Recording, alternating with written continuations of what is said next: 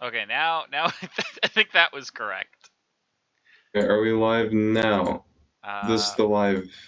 Let me check. yes, but it appears I have. It's not working on my website. I forgot to turn on the whatchamacallit. This is discussing Arcane Episode 3, Part 1. Yeah, I sent out a tweet about it. Okay. It does seem that we're live. I will retweet you, but it does say video unavailable on Twitter, but on YouTube, it works fine.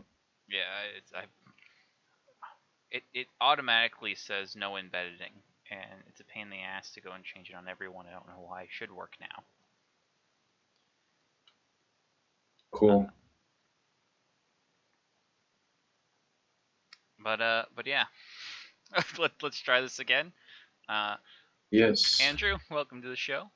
Andrew here is a author, game dev, juror, and apparently he has just informed us prosecutor on the Johnny Depp trial. Uh, I thought I'd throw that joke back in here. Now that we're on the correct line, welcome to the show, Andrew. How are you? Objection, Your Honor. Getting the witness. Okay, I just double checked the audio. It seems like we're going well. Uh, Oh, also, speaking game dev, Air Obscura. Tell us about that. man. It's crap.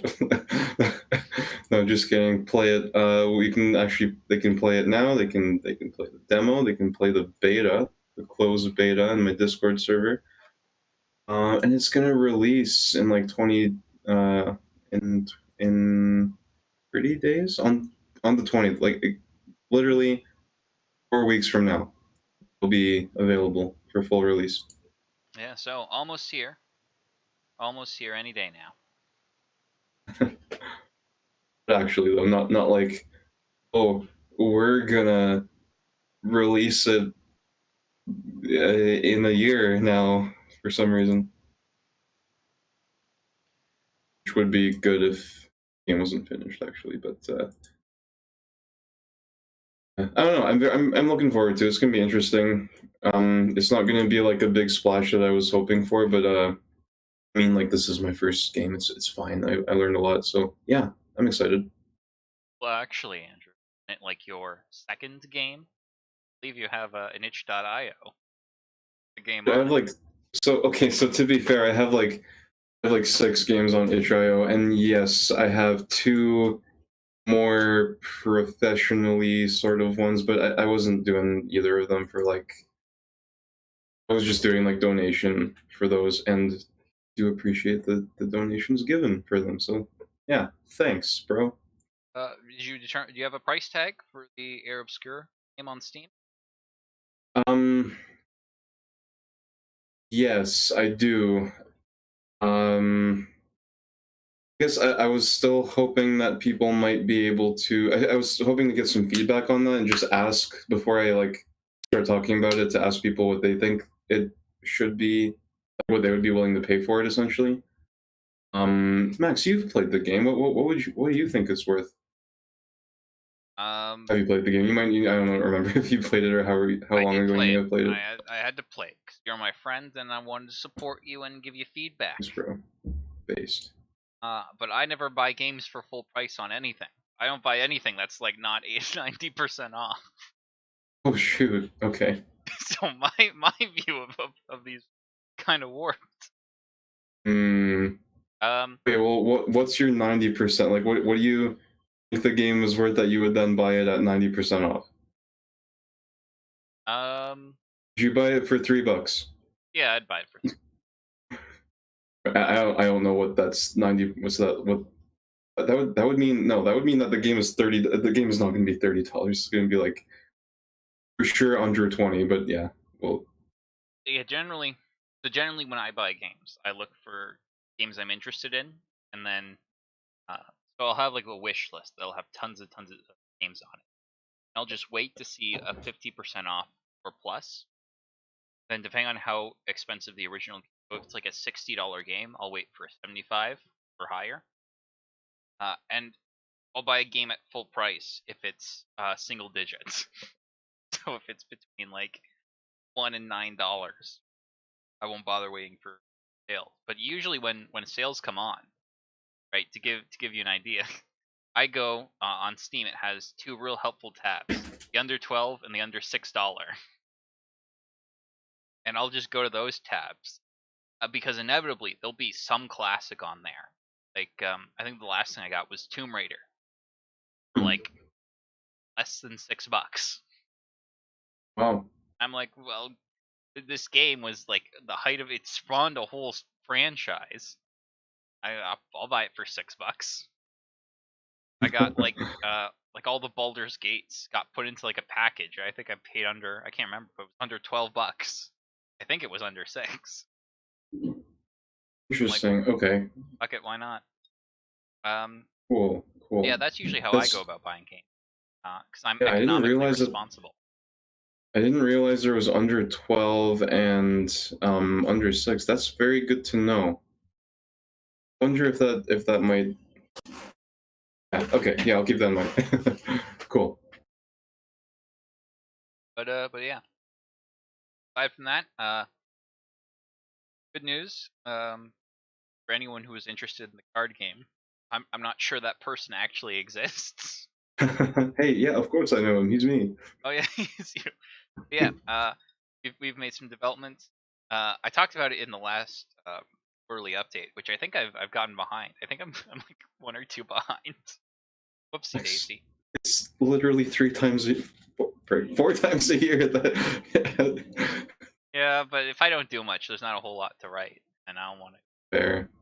A lot of it seems rehashed because most of what I've been doing was job search, which might have to start again. But think positive until we'll burn that bridge when we come to it. Yes. But I'll bring the fire.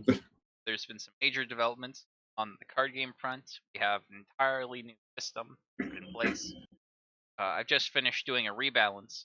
Andrew playtested it with me last time, and aside from that, I read Starship Troopers. Released a tweet on it. Thinking about maybe doing a video or something. I don't know. It was great. It's interesting in that it's not really a sci-fi adventure. It kind of is. It's kind of a sci-fi adventure coming of age story, but it's mostly a platonic dialogue in space with bugs. And while some of the stuff I'm not sure, some of the ideas have not aged super well, I don't think. Some of the ideas are really unique and interesting, like the idea of citizenship here. Aside from that, I've been molding over fucking Berserk takes on Twitter. Just when I thought they were gone, JXC pops into my Twitter timeline to tell me about more people on fucking. That's something we should talk about, Andrew, sometime. Berserk, the second most important story of the 20th century after Lord of the Rings. That's my take. Oh. It's not actually Well, my take. My take is so there's a concept you learn about in literary criticism called touchstone works. I think it was S. Eliot's idea, but I can't remember. Don't quote me on that. The idea is that there are works of such importance that occur every once in a while that it forever changes the canon going forward, and it also changes the canon retroactively. And I think Andrew has dropped from all. I'm back. I'm back. And I think Lord of the Rings is probably the best, the most easy shoe-in for touchstone work. But if I were to have a second one, it'd have to be probably Berserk. See, I'm not. I have to say, I'm not very Like, I have literally never heard of Berserk, unless it's like maybe I have heard of it. I just don't recall it off the top of my head. You may not have heard it, but you've definitely seen its influence. Hmm. Have you ever seen a character in anime or video games with a giant sword? I see. It's the. Is that a? Is it itself like a manga? Yeah. So there's a comic book like a manga, which is phenomenal. Not only is it brilliantly written, each fucking panel of that book is its own painting. It's phenomenal. Hmm. There's also a I think you have 1990 told me about this actually. yeah, there's also a 1990s animation that I hear is decent. It's pretty good. I haven't actually seen it. And every other anime is absolute trash and not worth seeing, which is a shame because if Hmm. you did like an actually good Berserk anime adaptation, I think it'd have a good shot at replacing Brotherhood as the best anime of all time. But that's just me. Yeah, ever since the author, rest in peace, passed away, uh, YouTube has been recommending me like shorts of people talking about Berserk who clearly never don't fucking understand. I was so pissed. I watched this one video that was talking about how Griffith is like the super selfish character who just wants who's completely self-absorbed. And it's like you've somehow missed the entire fucking point of that character. Somehow you've ended up in the complete opposite fucking direction. You know, Max, I gotta admit, I don't know anything about this, so I'll take your word for it. I think, yeah, Yeah, you I should would have talk about known it a more. bit more, but literally, I I don't care about spoilers a whole lot. Berserk is one of the few that I'm really careful not to spoil. I think it should be good from beginning to end, uh, going in blind. Maybe Hmm. that's what we'll do after Arcane. Do a volume reviews of Berserk. Uh, Interesting. but that's not what we're here for today, Andrew. You know what we're here for today? Yeah, we're gonna watch our favorite show, which is obviously Halo. I'm still waiting on him. I still freaking forgot to ask Steve about it. I'll send him another message. But but yeah, we're here to watch Arcane, Arcane, Arcanine. The Legends of the League. That was actually Is one of that my is that a Pokemon? Chimpoku Mound. They didn't do the my second favorite meme is what is this? Some kind of League of Legends? Uh, but yeah, so uh because of audio issues and stuff, we fixed it a little bit. It seems to be workable now, but we had to cut episode 2 early. So we're going to finish up episode 2, then we're going to move to episode 3. And I think that's kind of a good idea because episode 3, I would prefer to watch episode 3 entirely in one sitting. That's not going to be really plausible. So doing it this way give us more time in the next episode to go through episode. But let's let's actually get started. Oh, I think I have now just realized, uh, Mister There, you don't have the watch together link. I've I just don't. realized. Uh, I don't. there you go. Throw that Perfect. in there. Back to there. Uh, just give Andrew a couple seconds to get in. Uh, so if we remember last time, Oh, last thing that happened was Marcus went into the bar, busted some stuff up. sorry, Max. Could you resend the link because it's telling me it's an invalid access code or something like that? Oh god, I did the thing again. Okay.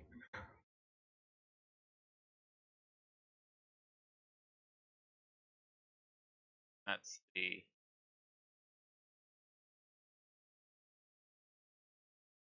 I've messed all this. Oh no. Okay, let's that and to this. There we go. That should get you in. And I think I've accidentally stopped streaming. Thing. Oh, go back. The watch together does seem to work for me now. Let me check if you're still streaming. Okay, that should that. That should fix that, and go. I fixed it on my end. It seems like you are still streaming. Yeah. I had to. Yeah. I put it back together. Okay, cool. Perfect.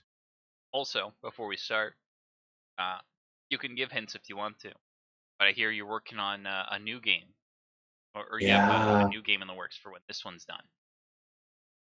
Yes, I do. I think. I'll ask you for a hint, but I would suggest not hinting until this game's out.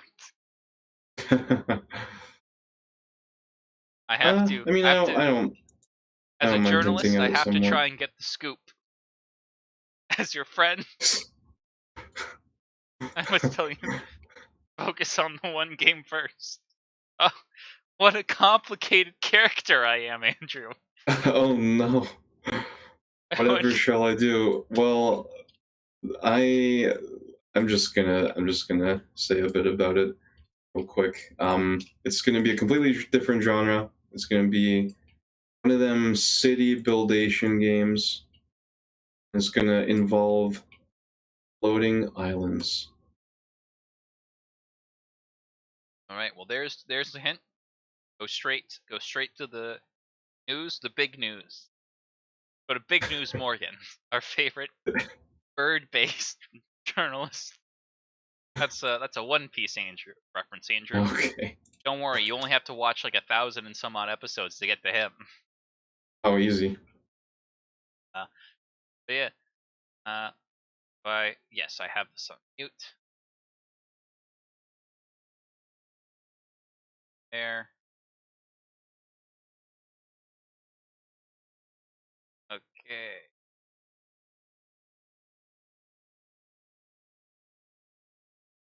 Audio.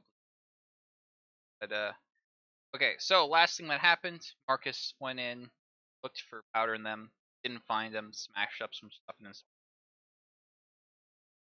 Any thoughts you want to provide before we go into this, Andrew?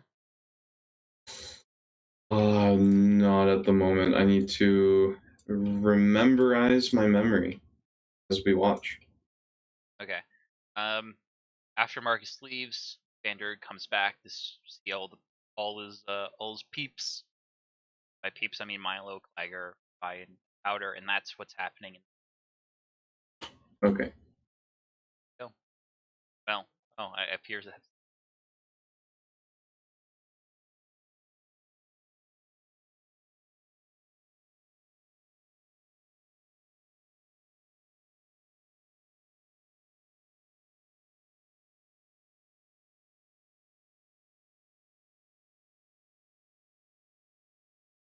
Oh, someone's eager.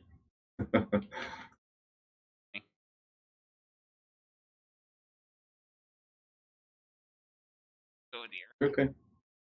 Right. What's up?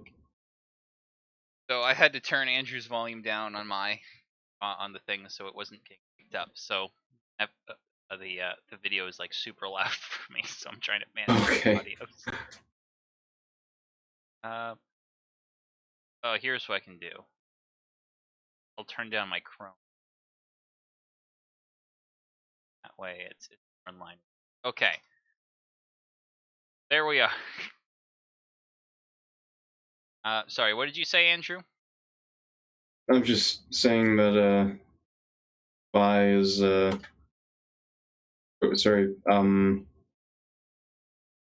shoot, my train of thought is behind me. Yeah, it's just frick, names. Vander? Yeah, so Vander's the big one. There you go. Yeah. Vander being reserved, and then I'm just checking eagerness. that the audio's not bleeding through. So say your thing. I can't respond. Okay. Yeah, but well, I mean that's mostly it. Just kind of interesting that that whole motherhood thing kind of interplaying from we've kind of already seen a lot of. Yeah. Okay. Audio is not bleeding through. Fantastic news. Cool. But yeah, so we have a kind of interesting. Well, I guess we have once again a bit of a so we have a juxtaposition between Vander and Vi, where once again Vi is pro-violence. She wants to Yeah. fight. Vander does not want to fight. Almost like this is a reoccurring, uh, one might suggest theme.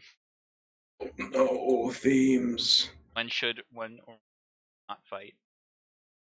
We should always fight. We should never not fight. Wait, Max, that should be my takeaway, right? Starship Troopers, they require you to provide mathematical proofs for when you should and should not fight. Oh no. There is a correct answer, and you must show with formal logic and math which is correct. Oh, sick. Nice. I like that. The only one they address is if one person is captured, should you go to war? And the answer they say is yes. But we're not talking about that book or movie. Talking about this. Yeah, one of the things that I thought was kind of interesting is that Vi, at this point in the story, in some ways shares a lot of similarities. Well, I think Vi, in some ways, at this point in the story, is representative of the conflict between. Right, whereas Silco is very much on the want to fight side, Vander's on the should not fight. And from Vander's perspective at this point, he's seeing her drift towards the side of the we'll call them the baddies, because to be fair, Silco for at least the first 3 episodes is the villain. Right, I'd argue he's not the villain of the story.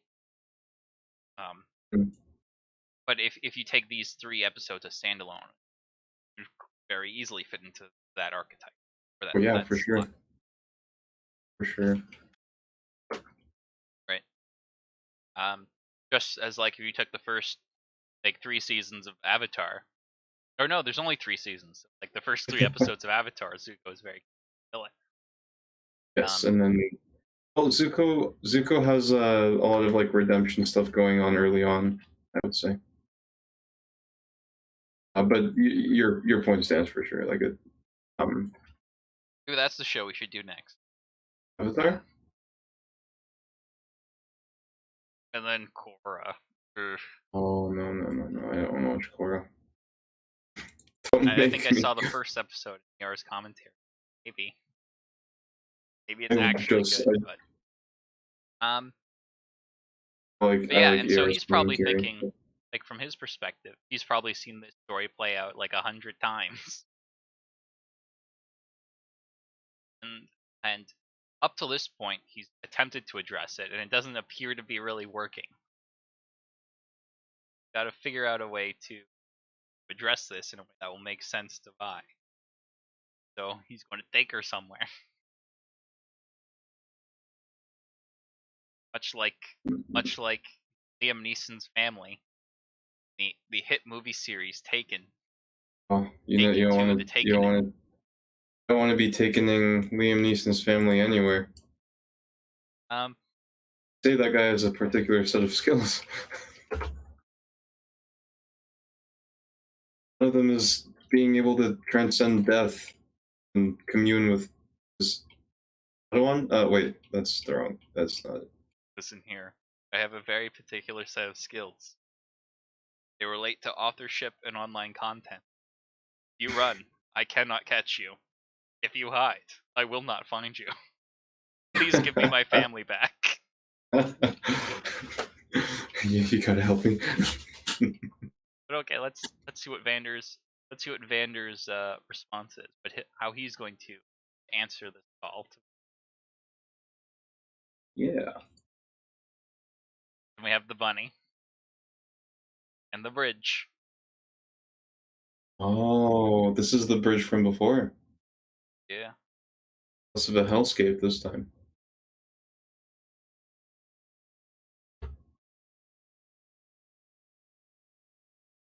Just to suffer. Why are we here just to suffer? Every night I can feel it in my arm and my leg. Under 2016. Note, Bridge is still fucking wrecked. Yeah. Where the hell Honestly, is my city tax dollars going to? not to these people, that's for sure.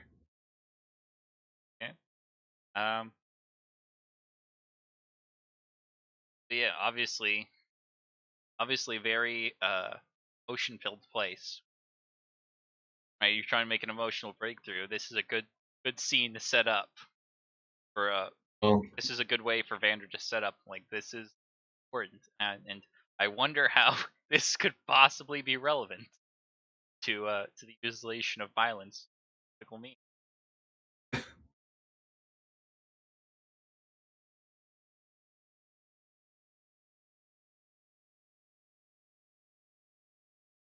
I just wanted to comment once again.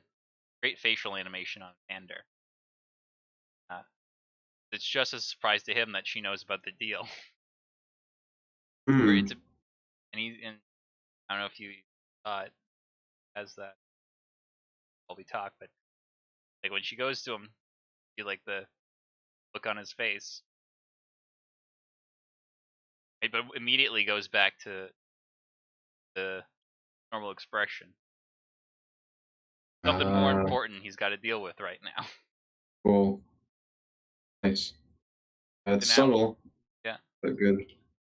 So this Clear. scene, spoiler, is going to be sort of her perspective versus Vander's perspective. Excellent. So we get to hear hers than his.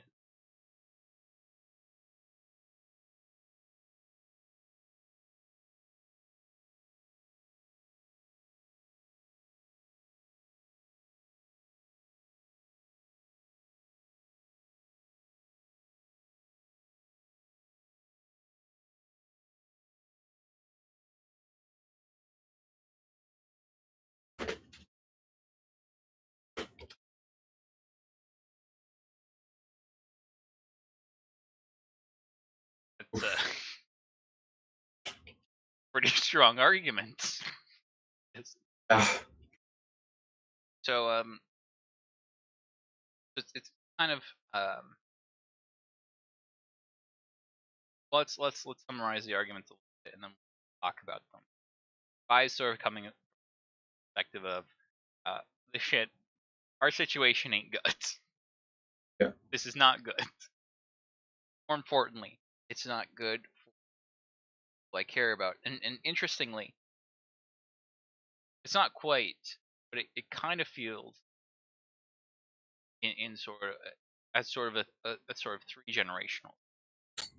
Outer isn't like the next generation, but Vi has had to take on a more parental role, the loss of both of their parents, right?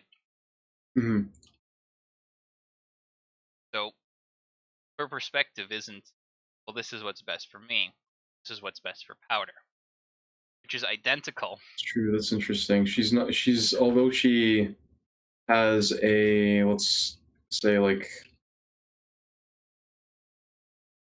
uh maybe less immediately obviously altruistic perspective than Vander. There is, it's more than just like I'm gonna freaking kill these people and like take my revenge. But what's also interesting is her reasoning is somewhat identical to Vander's. His position is Hmm. this is what's this her position is if we don't do something, uh, we have to think about sort of the youngins, The youngins. and we need to provide them with the opportunity, with opportunities. We need to help them to have more. And Vander's position is, if we go and do something, that's going to hurt the youngin. Yes. They're both concerned about, and so there's sort of this meta conversation. Is they're both kind of talking about Powder. That's going to become a bit more clearer in a minute. But they're both have the same common ground as they want to do what's best for Powder. And so her perspective is that this can't go on as it is. If there's never any change, there's never going to be any possibility for her to have a better life. Which is true, right?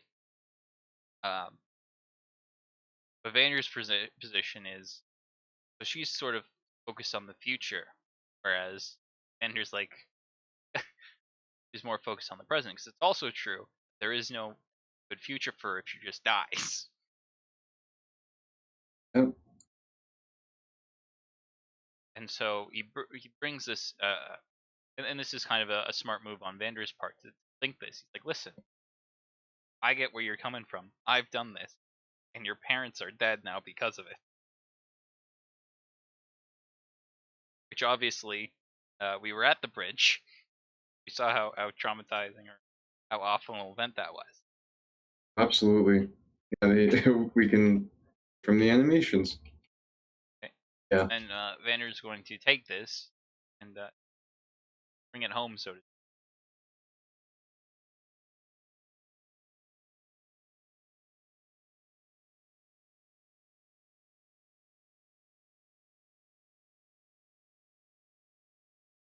Right. So There you go.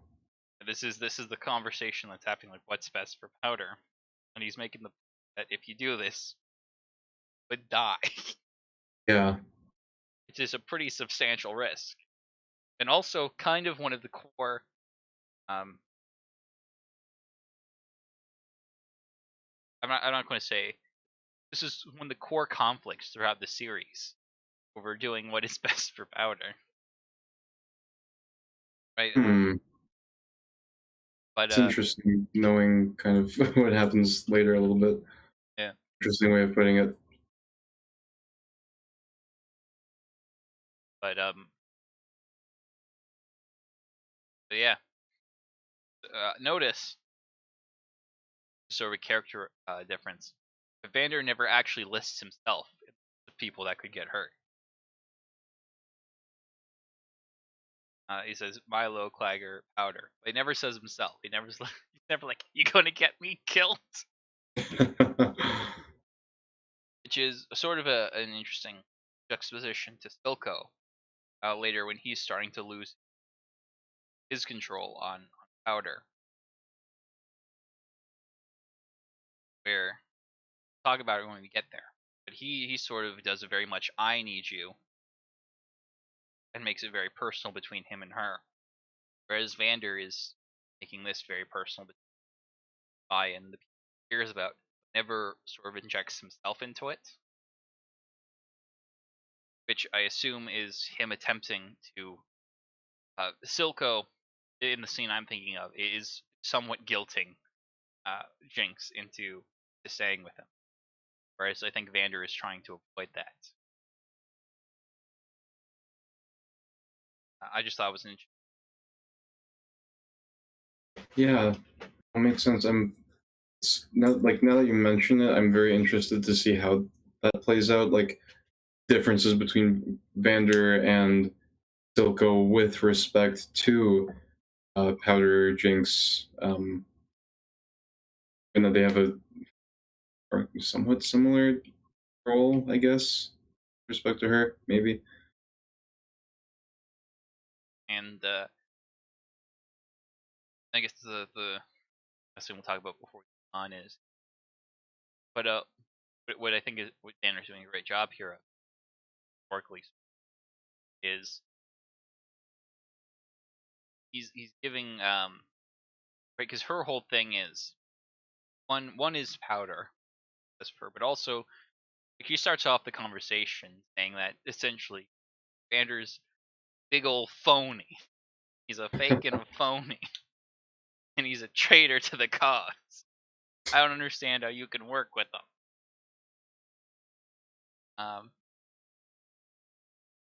Right, and I think that's sort of addressed in the "I know you want to hurt him" line, because what's sort of happening in this, people are fucking, they're assholes, they're terrible people. I can't understand why you want to work with them. You should fight them. They're bad people. We should get rid of them. We should make things better. Vander's response is basically Banner doesn't actually tell her not to do it. in this exchange. I don't know if you know any young people, hey Andrew, but parents telling kids not to do things is not the most effective to get them to not do things. What? But yeah, because he Eyes. never says you can't do this. He says, okay, fine, you want to do it, you can do it. Here's what you're risking. Yeah, you Suddenly told. you're a Yeah. lot more hesitant, huh? No, Right? that's interesting because that's very much like. I mean, like we've seen him. We've seen what happens when he tells her things, right? Like she was very receptive to his take earlier on the. Yeah. Shoot, I forget exactly what, but it was like And talking to a wall. it's the forever. Everyone thinks when they go back in time, they would have ones to try and stop the Nazis or free all the slaves. Suddenly that calculation gets a lot harder. You and people you care about are seriously at risk. For sure. And so he's like, you could listen, you want to do this. Here's what you're risking. You want to roll those dice. And looking at Vi now, it does not seem like she's super eager to roll those dice. No, but yeah, like I also can't help but get the sense that like she doesn't. I mean, like obviously she's not gonna understand everything that he's talking about, but like I don't know. Do you think that I don't know how to like phrase this exactly? Like she's obviously like young, so it's not like she's gonna like get it. But is she like interiorizing? Is she like interested and She's receptive? synthesizing the ideas. Yeah, that's what I'm. Yeah, like it from the way that a person of her youngness could, I guess. Andrew, the word would be youth, not youngness. Oh, I'm saying youngness. 'Cause forget your nonsense. Elsa, do you know what we do with the people who do not use the proper grammar? Education. Right, we take you to a camp. Oh boy, yeah. But I Learn all about the grammars. think the rest of the episode sort of gives an idea of how she synthesized it. Excellent. Right? No, she doesn't have a rebuttal here. Yes, that's interesting.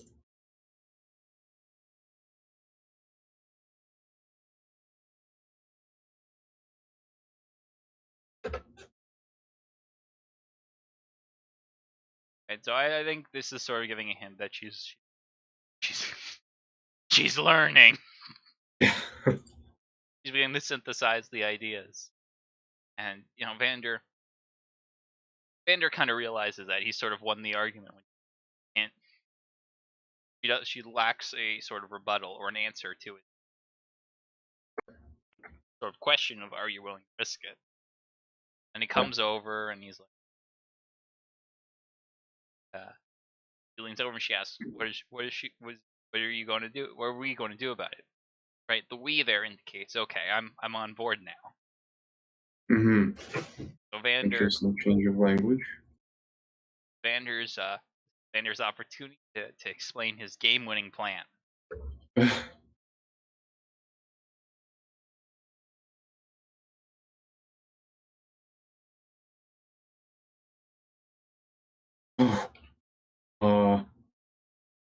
That is not a great answer. Oh.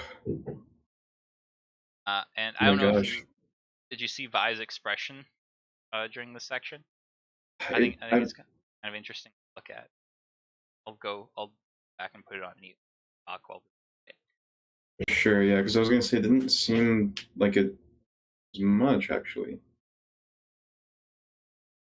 Right, she has that stare, the wide stare into the distance, look at him, and then downcast expression. Ah, okay.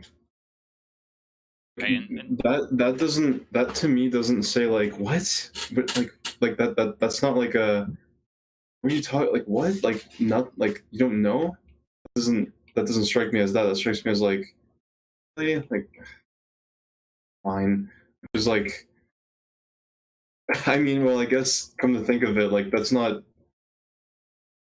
how far off is that from like the way that she operates? Like, how much of a plan did she have when she like took the like when she infiltrated I mean, she Jinx? has plans. They're just not very good or well thought out. The plan Yeah, but was like go in, take all the stuff, go home, don't get caught. yeah, it's like she doesn't prioritize planning enough to be like, what do you mean you don't have a plan? Just enough to be like slightly perturbed of like, fine, rather than like this is very much like a like no like please have a plan. Yeah, I sort of interpret this as more of a fear response. A fear response. Yeah, like a very subtle one. She's not like terrified or something.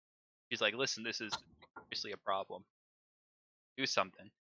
And you're saying, okay, your plan is shit. What's yours? Like, listen, I don't know how to save everyone. But then she gets that wide-eye expression and looks at him down. So I sort of see it as this is a real problem. We need to deal with this. Okay, we don't have a way to deal with this. Okay, oh fuck, okay. And then I think this scene here when she looks down is when because she's going to do something later in this episode. I think this is where the pieces of her new plan are starting to come together. Okay. Yeah, cool.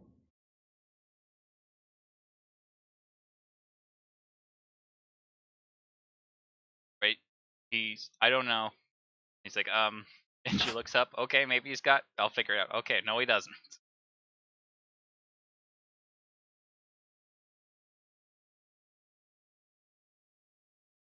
Right, I think that look away where she's looking over here, this is where she's starting to put some pieces together. Oh, I just realized. So I was gonna say like, okay, so like, why would Vander not have a plan? But he does have a plan. I think. Well, like I don't remember like the details from like the coverage and stuff, but like maybe they have a similar plan. Because doesn't I didn't mention Vander? this earlier, but I noticed one of the pictures when you first come in looks a lot like Clagger. Uh, we can go back and look at it if you want. Which Be a little sure, big deep. interesting. Um, I'll throw up I'm a just detail to get. But I noticed because he's an orphan too, right?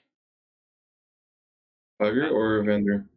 Clagger, Milo, Outer and Vi are all orphans, Hmm. and so it wouldn't be surprising if Clagger or Milo's parents also died in change. Right. I'm not sure where. I think it's after this.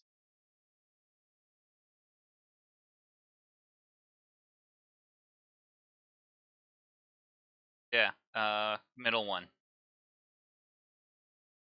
the Clagger. Okay. I don't know if you. It's a little too low resolution for me to see it, but I can see the vague similarities of like the silhouette, I guess. Yeah, I mean it's not like important. We know they're dead. I just noticed it, so I thought I'd bring it. Right, okay, so she's looking over, thinking about stuff.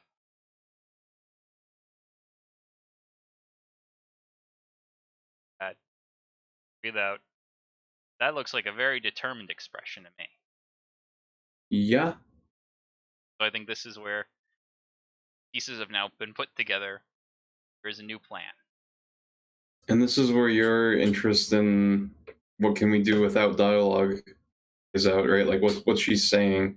Is she just kind of like meh reacting to what he's saying, or is she trying to tell us something? Right? Like in terms of like show, right? Like if Yeah, and obviously the answer is yes, she is. And we take from that is like you said, determination. She already has somewhat of a plan, right. And this is really maybe a because the biplan. next few scenes are going to be about her plans are coming to fruition. While they never, Hmm. she never stops. He doesn't wait for Vander to leave, then turn to camera and say, "I have a plan, which I will now enact." Or Yes. or how bad series would actually do this is she would turn to him and say, "Well, then I'll come up with my own plan and stomp away." It's not how people. When people come up with secret plans, they don't tell you about their secret plan. Yeah. But everything, I think pretty much. I think we have So we have a Victor and Jace after that, and then the plan starts coming to fruition. But let's. I think the moving over to Jace and them now is a good idea, because this is time wise it makes sense. While this is happening, Vi is coming back and starting to put her plan into. Uh, let's see. Let's talk about Victor and Jace for a bit. Cool. This is a I'm old workshop. I'm excited to get more information about Victor's character.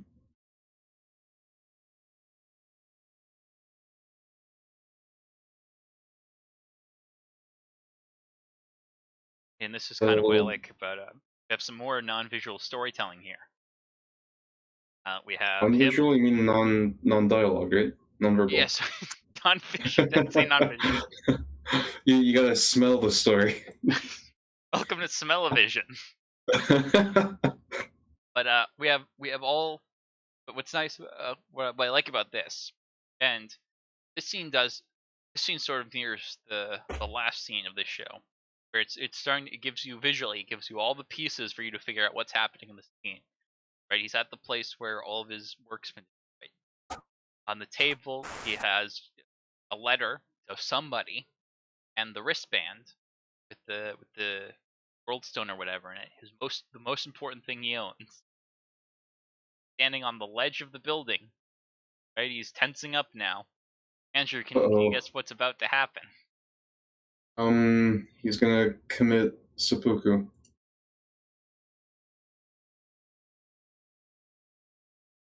Right, he's getting closer. We've all realized now what's happening. No. Oh, shoot. What the hell is your problem? I was here trying to commit a perfectly fine suicide. Yeah. Wow. Oh my gosh. And like, what a way to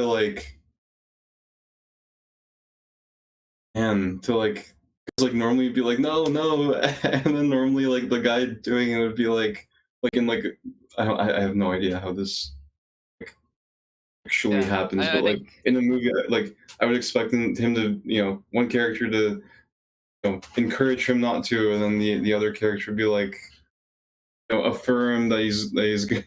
But interesting. Yeah, that's a really awesome way to like introduce us to them. It's really cool. I don't know quite like I'm getting at here, but I don't know. That's interesting. I see. Yeah, you think? yeah, it's I think it says a little bit about Victor's characters, because Victor is not the most socially adept. Yeah. And a lot of that comes a lot clearer later as well. But I'm not sure how he would even think to go about doing a sort of create a rhetorical argument for saving his life or whatever. I'm not sure if he has. I don't think he has the skills to go about starting to do that, let alone in the 2 seconds before he jumps off. Right. So he goes. This is like he reaches in. Like, what do I use here? By interrupting. Which is probably like, because he's the assistant, right? So he's probably showing up at places for Heimerdinger and showing up at Heimerdinger. This is probably something he's had to say, like, "Oh, am I interrupting? Is this a good time? Okay, I have these things. You have to lower this or that." So this is sort of in some way I think like a heat of the moment, just grab something to say, and it works, right? He's backed off the ledge a little bit. And probably another reason why it probably works so well is Jace a little prideful, uh, and so I'm not sure he would do super well with a of standard rhetorical. But he's a little bit of like angry at the world. He's a little pissed off at Victor now, which is probably a better thing to be angry at in the moment for him. But let's see how this combo plays out.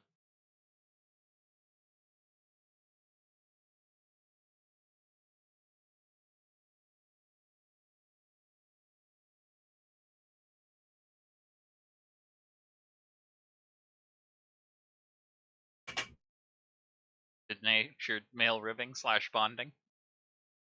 Yeah. I might say taste.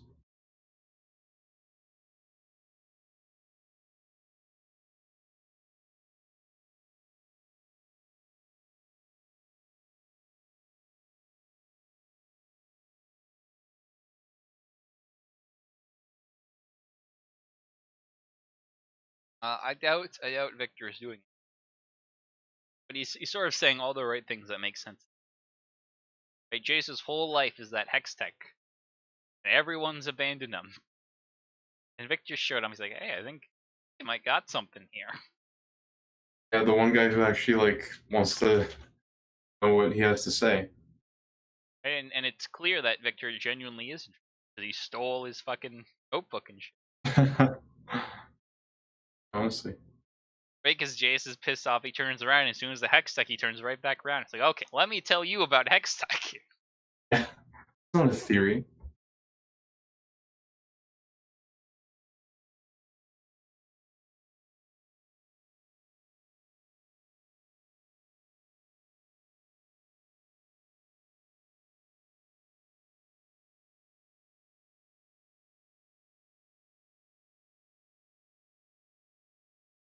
It's from the Undercity. Yeah, he's from the Undercity. Didn't know that. Just in the signs, Well, Andrew. At minute 8:43 of episode 2, there's a no. Yeah, it's once again we have sort of Victor reaffirming the work he's done. So Jace kind of comes out and says, "No one believes me. This is my big issue. This tech is super important. It will save lives. So important. No one cares." It's like, care. I think this is cool, bro. And then he starts relating his experience. Right. This is what we call empathizing. Uh, can you tell me the difference between empathizing and sympathizing? No, I'm a sociopath. I wouldn't understand. Empathizing means so the difference is sympathy is when you use not a super great terms for it, but like you feel bad for someone because they're going through something, or you can sort of understand how they're feeling when they're going through something, but can't actually relate to what they're going through. Right? So you can sympathize. So if you've never been shot, you can sympathize with someone who's shot because, oh man, that sucks. That seems like it hurt. But you can't empathize, because in order to empathize, you have to have gone through something similar and be able to relate your experiences to their experience. You're only able to empathize with someone who's gotten shot if you yourself have gotten shot. That's the difference between. See, so empathy is when you basically have had a similar experience. Yeah, empathy requires you to experience something. This is an educational show, Andrew. Here to teach and change your minds. Yeah, that's the difference. So if Let me tell you all about the prosecution at the her trial. right, I sympathize with starving people in Africa, but I can't empathize with them. I've starved before. But I empathize with people who have lost their Minecraft accounts because of this Mm. fucking Mojang and Minecraft switch. So that's the difference between the two. And right now, What if you've experienced something and other people have also, but then just like, oh man, well, I mean, you shouldn't have been then. um, still it would depend on whether they're relating or not. So if it is for example, if a kid gets hurt doing mountain biking, something, the dad was like an avid mountain biker. He's like, oh, that sucks, but it sucks to feel that way. But when you start mountain biking on these dangerous trails, shit happens. Uh, that would still be empathizing, whereas it would be if someone was actually like sociopathic. I think it would be actual sociopathy, where he gets hurt and he can't understand, like he can't understand, or like can't understand why he's upset over getting hurt, where he would be upset over getting hurt. Then it wouldn't be empathizing. But you can come away with different conclusions.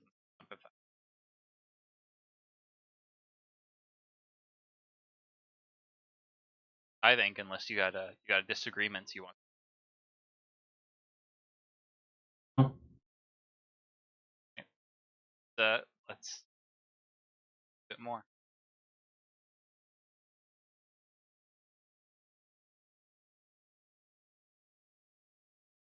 And now he's sort of setting up the juxtaposition. Him and I didn't have no fancy patron here. Stop being a whiny baby. It's also, on one hand, it's him saying, hey, you're stop. This is ridiculous. You're being dumb. This is an open reaction. Stop being such a whiny bitch. But on the other hand, what it also is him saying, you don't actually need any of this stuff. I had none of the stuff you've just lost, and I'm here. I'm assistant dean in the academy, which you no longer belong to because you got kicked out, you dummy. So on one hand, it's him saying, stop whining. But on the other hand, he's saying this isn't as big of a deal as you're making it, and there is a path forward.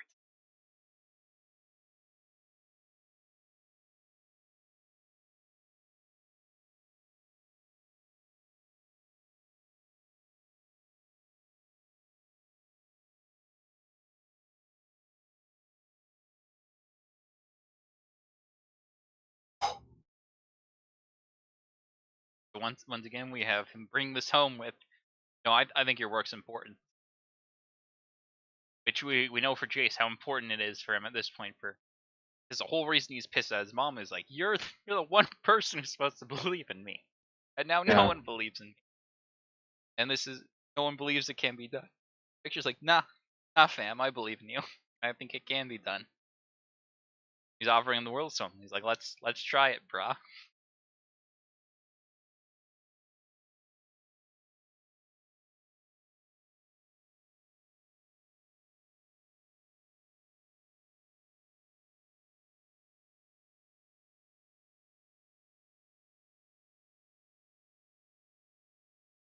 So he's accept, right? And there's sort of the symbolic handoff of him returning the stone to Jace, taking it, and he's on board. He's going to try this.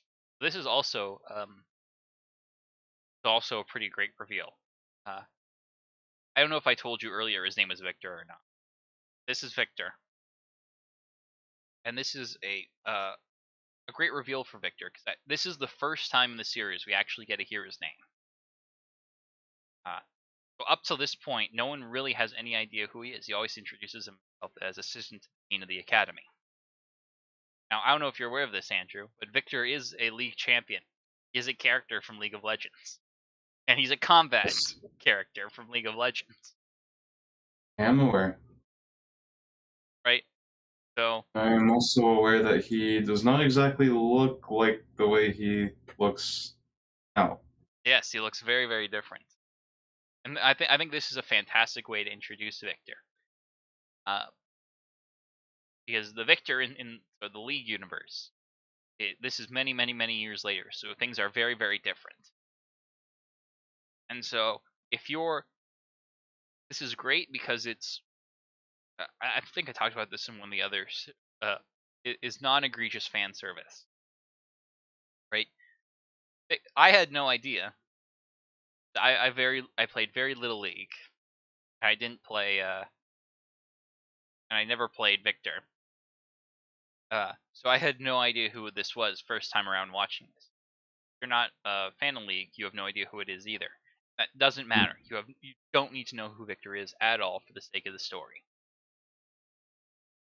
But if you do, this is a great way to introduce him, because it lets you get to know the Victor of Arcane first, before revealing who it is, so that your sort of preconceptions aren't like foisted upon him prior at his introduction. Because Victor here is very different from what he will later go on to become. Uh, and then two, this is also a really cool reveal. Like, who are you? Oh yes, I'm that character you know and love. Oh, we didn't see that coming. But the name is like everybody knows though.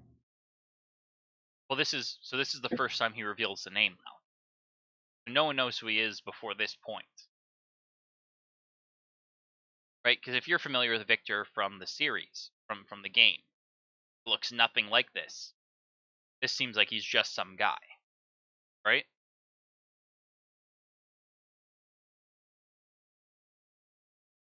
Right? Wrong? Yeah. Yeah, if you don't know like if you don't know the character, sure. Even if you know the character, you won't know who he is until this point, right? Oh, because they never said who, like his name. Yeah, he's always I see. assistant to the Okay. dean of the Okay. academy. Right. Yes. Yeah, so I think this is a great way to do this review. I talk about later, but I do have some criticisms of how they handle Victor's story a bit later. But right now, they're doing a great job, I think. Right. Now we're back with Vi.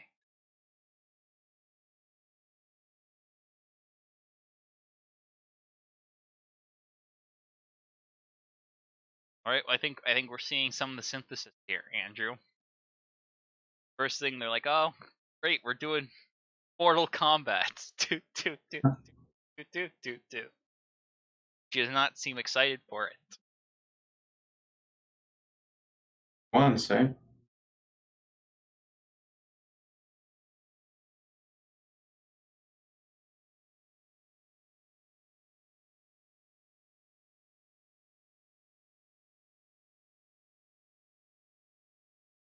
Do you think they're going to work, Andrew? Do you think our next bomb's going to work? Yes. This is also Absolutely. talk a bit about it now. But why I like a lot of these episodes is the setup right now is sort of everything sort of coming together in a way that would indicate that there's going to be some sort of fight, and Powder is finally going to use her bomb, and it's going to finally work and save everyone. Everything up until this, and even in throughout episode 3 is setting up for this payoff, which is fantastic given what happens in episode 3. Maybe it's just my kind of like knowledge of the show, biasing my perspective, but I mean, it's not.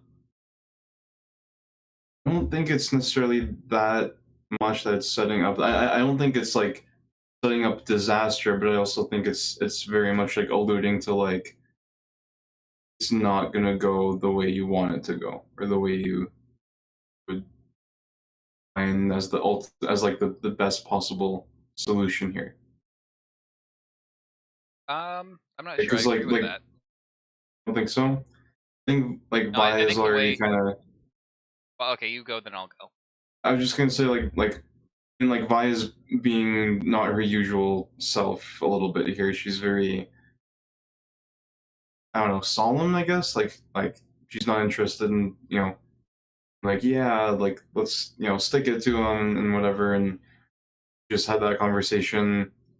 Saw the determination. You saw that she's gonna like do something. And you saw that she's, well, straight up reckless, right? So even, she's not exactly gonna do anything like dangerous. Well, I mean, arguably, but at least intending, like in her mind. But given that we know that she's reckless, like if she's gonna go off on her own, to me, this is setting up. Vi is gonna go off on her own, and she's gonna like get herself in like danger. Um, so then that to me is like, hey, maybe there's like a really strong inciting incident with that. Maybe these kids are gonna, I don't know, maybe like Jinx is gonna have to, or sorry, she's still Powder, but yeah, so Powder is gonna have to step up to like, save her sister or something like that. But that isn't what we get. But Spoilers. I don't think this is. Oh, Village. we're gonna watch the show. But But like I mean, I think it's not setting up like we're getting towards like a big victory here. It's setting up like there's tension in this. There's definitely tension in this, and there should be. yeah, I would say though specifically Powder's arc so far is setting up for that payoff, right? The Mhm. the like she can't do anything, and I think it might be a bit more clear when this is over. You, right, she's always she can't do anything right. She's always messing up. He uses the bomb at the beginning, the bomb that would have saved her and all the stuff they were supposed to steal, and it doesn't work, and they never work. Uh, and then Vi is going to go on in this scene and say, well, they will, which indicates that her bomb will work. So I don't think it's structured so like it specifically has to be that way. I think that's the point. I think it's structured and the way it's written is designed to sort of pull the reader into the traditional story arc where she can't do this thing, and then there's some sort of call that requires her to be able to do the thing. Then she does the thing, right? I'm highly simplifying it, but this is sort of the standard arc, right? Sure. Like uh like if you watch an anime, like I'm trying to think of a good example. We'll just throw like Naruto.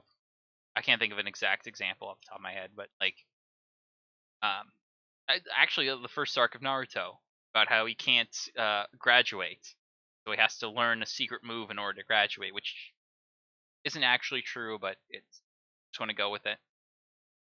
But it's the one he's the worst at. He can't do clones, so he has to train, and then eventually he gets put in some serious danger, and he finally able to match the clone and save the day. Right? That's I think at least that's sort of the the way that at this point in the show they're portraying Powder's story arc, which is not what happens.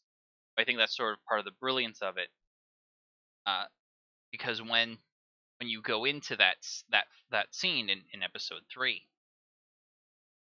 a lot of times, or the idea is they want you to be unsure whether or not that bomb is going to work, and that I think it's set up in a way that you're supposed to, when you see it go off, think she's saving the day.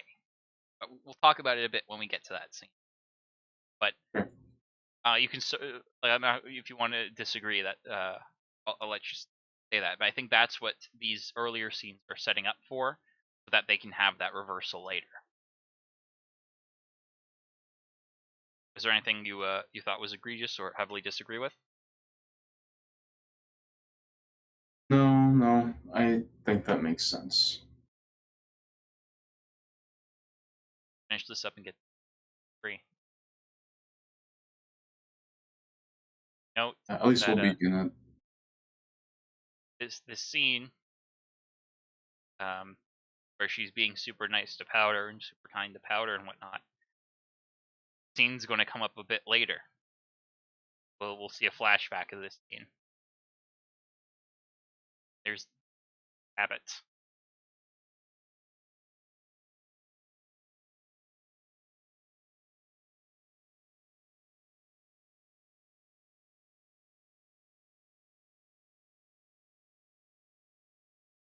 Right, and so part of that scene is there's sort of, I think, two things going on in this scene. There's the first, which is the kind of the setup for, well, what I think you may disagree with is the setup that your bombs are going to work, and it's going to be a big deal when they do, and it's going to make you strong and whatnot. Which is definitely set up for Jinx. I think it's set up for episode 3 as well. There's also probably a secondary thing going on here of what Powder's doing. And I think, Andrew, you've kind of guessed it at this point, is she's it seems like she's kind of going to go off and do something crazy. And this is a sort of Seems so. seems like a sort of goodbye. But it's sort of, I think it's sort of dressed in that sort of arc overlay that it might be not, it's not readily apparent to someone who is just passively watching the show. I think, at least. Anything you want to disagree Yeah, with, Brad? maybe if you're literally just like watching it passively, but I mean, I don't know. I mean, it's a pretty clear like goodbye situation, right? Like if she's going off on her own, which okay, I'll grant it this: if you're watching it passively and you're not paying attention to the expressions, okay, but then what are you thinking that she's gonna do then? Are you thinking like your only other possible kind of interpretation is, well, she's gonna, well, I don't know, because we know that Vander said he has no plans, so that we have nothing to go off there. Right. I I think don't know. at that point Like, you're starting to get into active watching as passive watching. I think so. I don't have any data to back this up, but I think most people are passive watchers, because the idea is you put on a show and turn your brain off and just have fun. sure. And so I think if you're approaching the show like that, it's it can be, it's missable, I think. Uh, but if you are actively watching this and you're thinking about it as you're going through, uh, it's clear that something's going to happen, right? And I think that can be a decent sign of good story writing, uh, because it allows the sort of the passive viewers, which are going to generally be the majority of your audience, it allows them to go through the scenes without much difficulty. But it also rewards active viewers for their participation with the art. Like having figured it out and stuff. Yeah. So I think the rest of this episode is sort of a repeat of what we saw with Jace, where they're going to start giving you puzzle pieces, figure out what's happening. So let's start with Grayson, everyone's favorite character, beloved Forcer, uh, Marcus.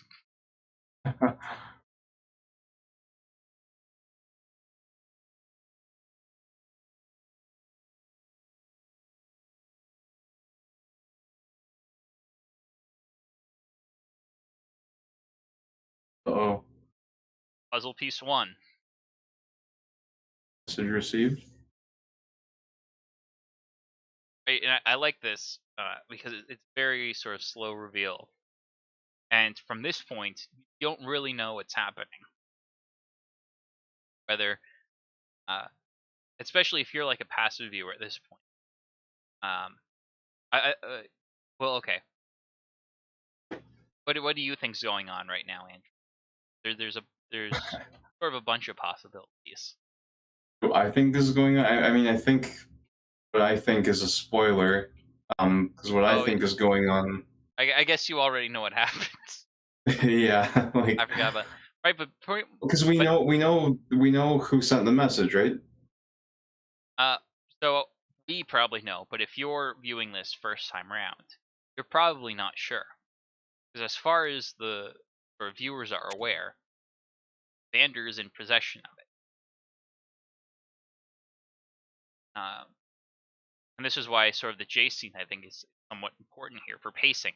The stuff has happened behind the stuff has happened off screen, and we don't know what it is. So this might be Vander reaching out. It might be something else. I don't think there's enough pieces that you can exactly figure out what's going on at this point. Okay. And then we're going. I think the music's about to kick in. Yep, the record. Uh, I think we'll do. I think we'll do the episode, and then we'll talk about the song. Is that cool with you, Andrew? Yeah, sure thing. All right. Though I'll say one thing. Note the face of the records uh, are relevant to the song, and we have two little girls playing.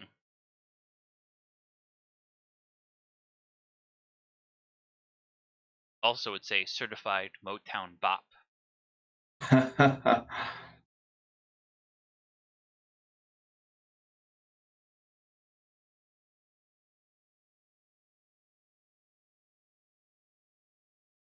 And so, the scene is going to be the juxtaposition between Powder and Vander, Power spending time with Vander, and the enforcers coming in, which is an interesting juxtaposition uh, in a number of different ways. Because one could say it might be a stretch, Andrew, but one could in fact say uh, that it is a story of opposites, right?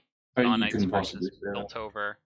Uh, the scene between Vander and Powder has this underlying sort of emotional feeling of love, whereas Forcers have sort of this uh, uh, uh, aura of hate amongst them, especially uh, fan favorite Marcus. Um, Or I mean, they there's just like sort of don't like him. there's right. She has in the sense she has a bunny, a prey animal, a defenseless poor little animal. They're all carrying guns. They're breathing in the air. Horses are not. Vander's authority figure trying to help Powder. The enforcers are authority figures trying to hurt people. One could say there's some stories of opposite. Drive a hard bargain.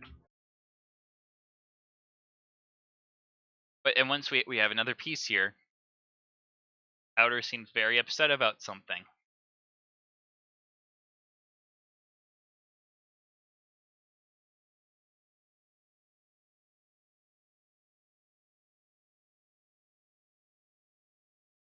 Vander, of course, is good dad, so he's gonna try and cheer her up.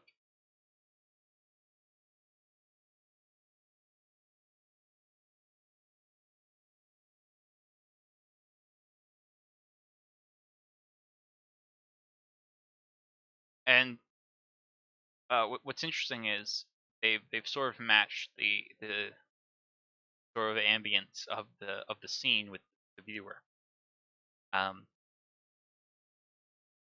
Right, people in Zon are probably going to be very confused about probably not. They're not going to understand really what's happening here.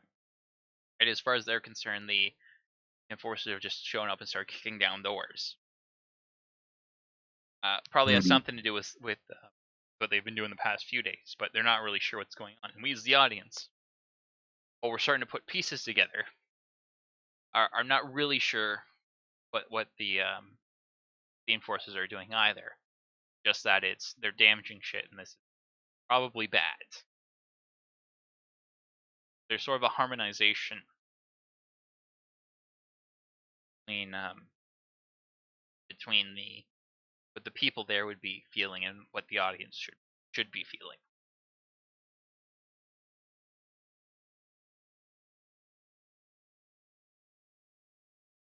And honestly, I disapprove of Vander giving a whole cupful of what appears to be whiskey. Uh, You think so? I of course am joking. Probably apple juice. But once again, notice I- small details. Right, it's a cup with space on it. It's got a moon. It's got some planets. It's got some stars. Kid's cup and a fun straw too. The plastic. Oh, Zon's going to get all polluted from the straws. But also we have sort of a piece coming into more focus, right? Vander, when he starts this, has sort of a smile on his face as he pours what I'm going to guess was actually apple juice, right? And the cup and the straw, and I'll note as well because later we have a somewhat similar scene where she gets a drink in the same, I think, the same cup. So this seems to be probably like, this is, oh, she's sad, I know, the here's the pick me up. But her response to it is, I'll mute it so we can talk while we see it. The response to it is probably he's expecting, right? There's a smile. He's expecting her to be happy about it, and it does not appear to be working, which indicates there's something much more serious. That isn't just she's sad. There's something very, very serious happening. Hmm. And also we want to have a harmonization of the audience and the characters, because we're in the position of Vander trying to figure out what's going on, and Vander doesn't really know what's right. And now he realizes something serious is happening. We need to Scooby Doo this shit. Oh no, Max. Can't say that.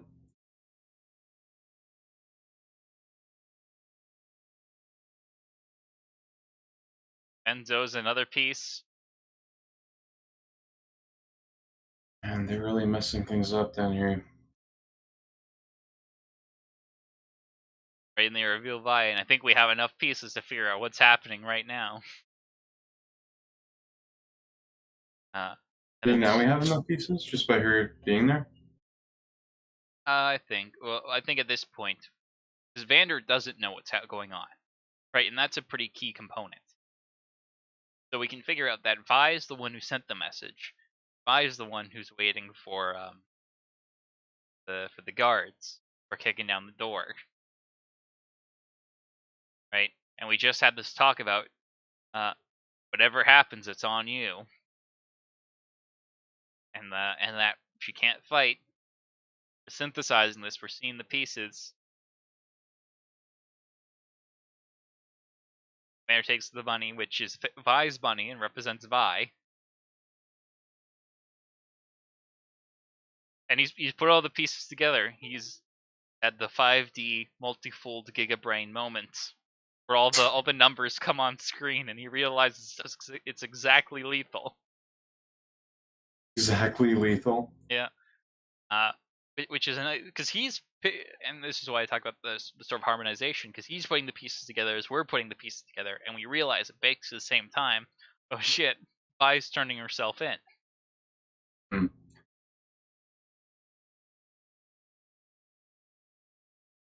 And then this scene is the confirmation of that realization.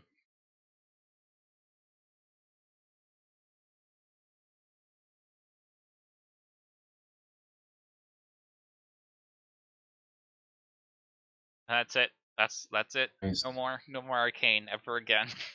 We're getting the roll credits. It's over. That's it. That's the show. Very cool. Very cool. Very cool. Very cool indeed. Okay. I'd also like to do a bit of episode 3. How long till you have to leave? So I have to wake up at probably 6. 6 tomorrow. Hmm. I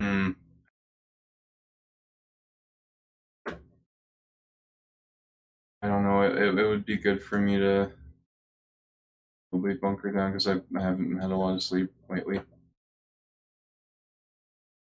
So maybe you are okay with it. Back to this next week. Okay, well let's. Okay, so do you want to start episode 3, or do you want to do episode 3 next week then? I would say to do episode 3 next week. I have to change the thumbnail. Sorry, man. Okay, well let's talk about the certified Motown bop. I have a bit I want to say about it, but do you want to offer any thoughts before I go? I don't have many thoughts on it, to be honest. It was nice fitting musically. I don't know if I have anything else to really add to it.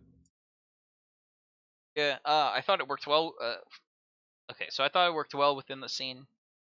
I thought the sort of how do I want to say it? Or juxtaposition might not be, but we have sort of this song this romance love song right next to these uh police busting down all these doors, which I thought was a bit of a humorous juxtaposition as well. I thought I don't know how quite to explain it, but I feel like the song just kind of worked in the scene. Uh, like I thought I don't know how to explain it further beyond that. I felt I don't know, but I don't know if you have any thoughts on this. I felt like the music itself complemented what was it sounded good in the context of what was happening in maybe it's just because it's a good song, but I want to talk a bit about what I thought was a little weird about it on the first few listen through. So I've told you I've mentioned this before. All the songs are original songs written specifically for the show for these, and the record cover of the two little girls indicates that the song is about uh, Vi and Jinx. The song itself is like a love song. Right? What the song itself is about is guy got a girl, and everyone thinks she's pretty, but he's not worried about her cheating on him uh, because their love is so strong. Right? That's sort of what the song's about. So I had to have a real thunk about it, and I've come to a conclusion that this song is set up for Act Two and Act Three. Um, but what I think the relevance of the song is sort of talking about one, how Vi and Jinx love each other very much, uh, but two, the main sort of idea behind the song is that the singer is confident and secure in his love for this person, and he's convinced that this person would never betray him, which is the central conflict between Vi and Powder slash Jinx. I'm just going to call her PJ after she for those sections. That's sort of the central conflict of those two characters in the latter two acts, uh, and as well that stems from Vi's romantic interest in Caitlyn. So, given that, I think the usage of a love song here is appropriate. And I also think Motown has some history with toxic relationships, so to speak. So the genre probably complements it well.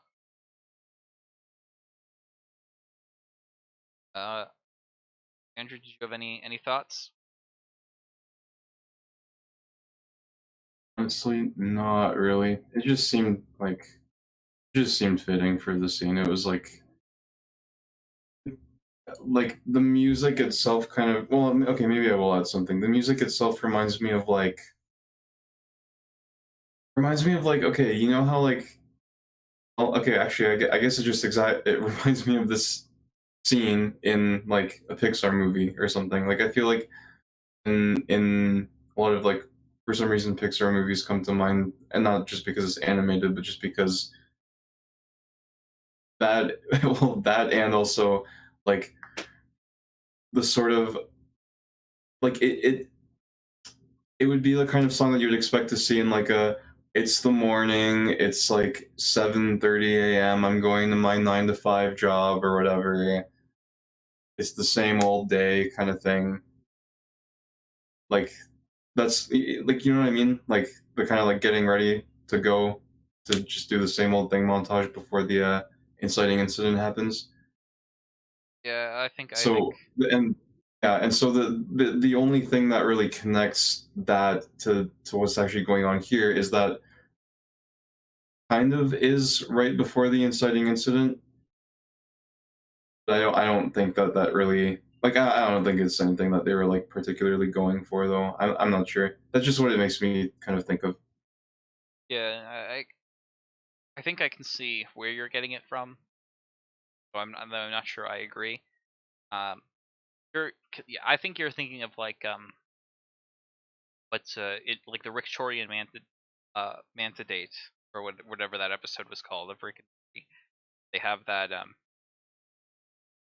No, super no, that intro song where all the Ricks go to work. Has like a similar vibe, anything, but it has sort of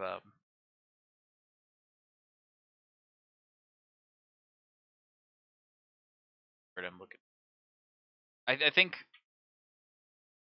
what I'm thinking of, because I was thinking of why it was fitting. I think it has a fair bit to do with the beat,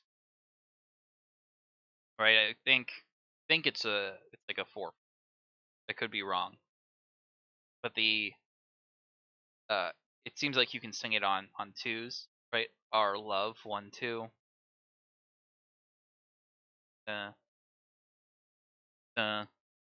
right? So it seems like it has like an even beat to it, and it has a relatively slow even beat, which which works really well in a scene where the main thing that's happening is the marching. I think it has a good beat for the scene it's in.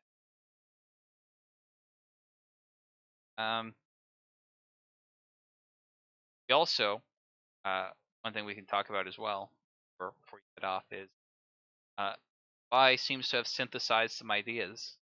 What do you think about what do you think about Vi's plan? mm.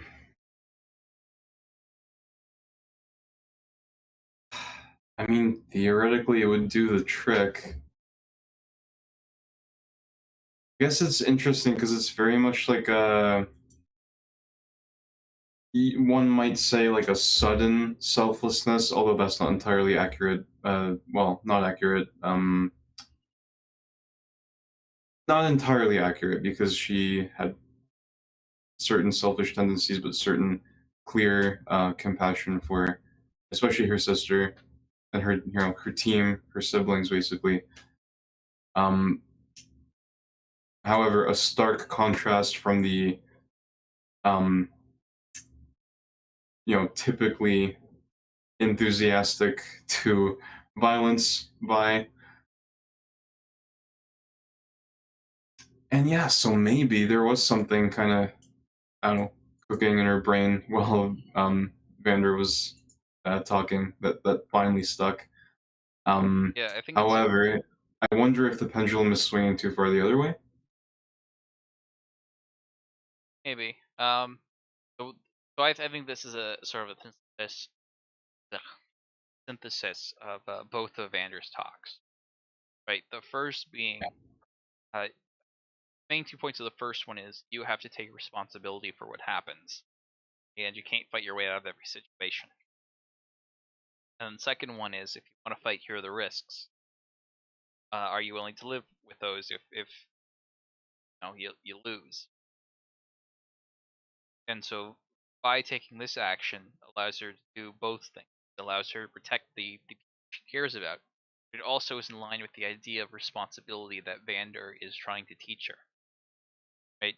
Whatever happens, it's on you. She's now taking responsibility for the decisions that were made. And she's keeping the people who follow her safe because ultimately she's responsible.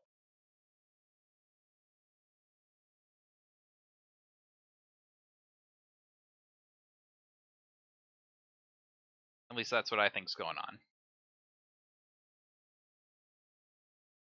Yeah, I mean that makes sense. Ah, Fortunate. I'm sure the next episode they will take her away to prison, and in 2 to 5 years, she'll get out, return, and everything will go be happy and great. Isn't that right, not a Andrew? doubt, not a doubt in my mind that every little thing's gonna be all right. All right. Any final thoughts? No, good stuff. Looking forward to it. Forward to the next one. I think it was a good midpoint for Act One. Good midpoint for Act One. Yes, for sure, sure. Yeah, I liked it. I think it right. It doesn't set up any new characters. It's not supposed to, and it doesn't resolve anything, which it's not supposed to. But it explores the ideas that were presented at the beginning of the act in depth, Yeah, and is now I, attempting to create a resolution to that, which we will see in episode. I think it does everything it's. it gives you a we're about to kick off our inciting incident, basically. That first inciting incident, like first plot point, basically, like the real kicker that's gonna like recontextualize and change everything. Yeah, Like, and how many episodes is there? There's 9 episodes, right? yep, 9 episodes, three So acts. the inciting incident that I'm thinking of is basically next episode is episode 3, right? Yep, We just finished 2. yep. So um, I don't remember from the coverage what happens when, but is it could it be too spoilery to? Well, okay, I'll just ask you. Does the like quote unquote inciting incident happen at the end of the next episode? It happens throughout the next. The actual incident itself is Okay. like the second half of it, but Okay, so we're kind of so we're that's why I a mentioned we third should. of the way in. So then hold on, that's 3 episodes, and then that's another 3 for the second act, basically. Like roughly, I'm like yeah, okay, yeah, that works. Yeah, I'm in terms of timing. the episodes 3, 6, and 9 has like big stuff associated. Episode 7 is also a out episode. Episode 7 is probably my third favorite episode. But yeah. Um, yeah, I think I asked for it already. But any last things you want to add? No, I think that's just about covers everything. Okay, then you want to shill your stuff. Wish list there, Obscure on Steam. Sign up for the closed beta by joining our Discord server. You can buy the Dragon Slayers if you want, and subscribe to my YouTube channel. There should be Subscribe to all of Max's stuff because it's great. yeah. There's a link to Andrew's show in the description box. Follow me on subscribe to my newsletter, go to my sites, or go to any of the links on my site. I got a Twitter, I got a Minds, I got a couple of different online reposting services. Uh, Always something being worked on. Any updates, all stuff there. Uh, and I guess see you in the next episode. Till then, I'll fuck off.